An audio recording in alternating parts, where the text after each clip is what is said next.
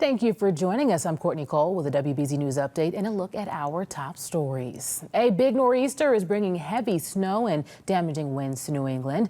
Eversource, though, says they are ready. Safety is their first priority, and they're already putting crews and equipment in place across the state. This includes a significant number of extra resources that will be on hand during the storm. Now, earlier this afternoon, they wrapped up a press conference at their operations facility that's in Dorchester. They say their biggest concern is downed trees causing power outages and wind hindering crews from restoring power. It is across the whole state. So we have resources out in Western Mass, Metro West, South Shore and the Cape. We have resources staged. On the Cape, it looks like a wind event primarily, very high winds. Metro West is probably that sticky snow. I heard a weather person say it was like Gorilla Glue snow, and that's probably the thing that has me most concerned. But like I say, we've spread out the resources and we'll move accordingly depending on which area gets hit, we'll attack it. Surveillance video earlier today shows the scary moment when a school bus with students on board veered off the road. This was in Fall River, and you can see the bus side here. Swipes some trash cans and then goes up onto the sidewalk. Fall River police, they say that at the time of the accident, there were 4 students, the operator, and a bus monitor on board. One student was taken to the hospital for back pain. Right now, it's unclear what caused the crash. The operator of the school bus was cited for negligent operation of motor vehicle and a marked lane violation. The failure of 2 U.S. banks, the Fed stepping in last night to make sure that customers can get their money out. President Biden addressed the nation earlier this morning, reassuring Americans that the banking system is safe. However, those investors will not be protected. Everyone who has a deposit account at either bank, including SVB, is now being told that they will have access to all of their money starting today. We are in a next weather alert as a nor'easter heads toward New England. Let's go ahead and get a check of that next weather forecast with meteorologist Zach Green.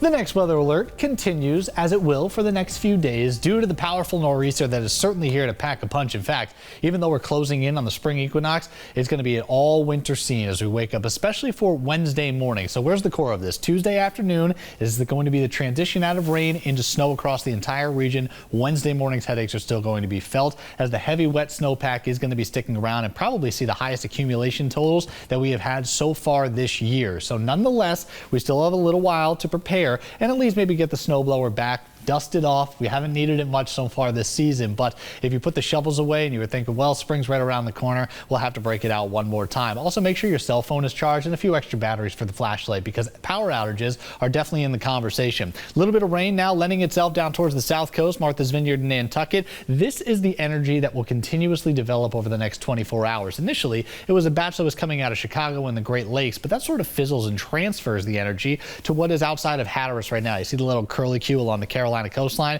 even some thunderstorms in the mix, so you can notice how potent it is. We actually can't rule out a little snow thunder, or thunder snow rather, as we go into tomorrow afternoon. That's how much energy is going to be associated, but the timeline is still sort of locked in. Late tonight, 6-7 o'clock, this is going to be the introduction of the rain across eastern Massachusetts. For interior locations, it is suggesting snow, still a little too warm to allow things to stack up unless we make our way into the overnight hours and we get down to the freezing mark in southern New Hampshire. I think that's going to be the first case of actually visible snow on the ground. Otherwise, we're just contending with the mid to upper 30s, so things are sort of melting on contact initially. Don't think that's going to just be the case all day long. Temperatures fall through the afternoon, and as that occurs, this is where the core of the accumulation will be. 6 p.m. and onwards on Tuesday, and this banding is going to come in rapidly, and then it's got an additional 8 to 10 hours to allow that stack factor. But the difference is, once we go into Wednesday morning and we've got that stronger sun angle once again, we will shut down the accumulation, but the leftovers and the headaches are still going to be felt. So the worst of it is tomorrow afternoon after the rain transition. The rain tomorrow morning, though, is going to be wind driven, so it's going to lower visibility. Still got some big issues on the morning drive.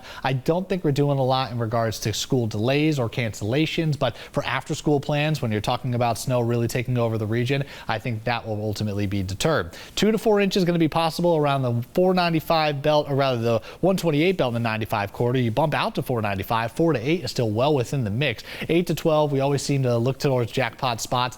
It's probably going to be northern Worcester County and up into southern New Hampshire. And this is heavy, dense snow. When you combine that with very gusty winds, we are talking the outages, but it's going to be in two main locations, again, with the highest snow totals and with the highest wind speeds. So the deeper areas of orange here, those are going to be our main talking points. So just make sure that you've got some extra batteries and the flashlights available. The generator as well may need a little bit of gas in it. Tuesday and Wednesday is the worst of it. Thursday, we're back into some sunshine near 50 degrees. And St. Patty's Day shaping up all right. We're close to 53 that afternoon. I'm Courtney Cole, and this has been your WBZ News Update.